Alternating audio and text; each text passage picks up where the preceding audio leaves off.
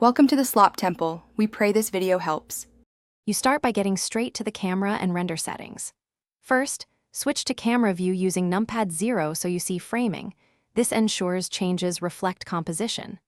Once in view, open the Render Properties tab, Camera icon, because aspect ratio lives with output resolution. Set the resolution X and Y values to the pixel dimensions you want, and keep the percent scale at 100 for exact results. This first step ties what you see in the viewport to what will be rendered. Now you refine how the camera maps those pixels.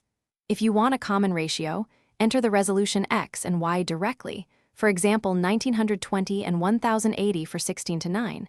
This sets the final pixel ratio. Then check the output aspect X and Y. These tweak pixel aspect if you're doing non-square pixels or broadcast specs. Make sure the camera sensor fit mode and sensor size match your composition goals. This changes how field of view responds to your resolution choices. Finish by previewing the result and locking it in. Use a viewport render or press F12 to confirm the output matches your camera framing.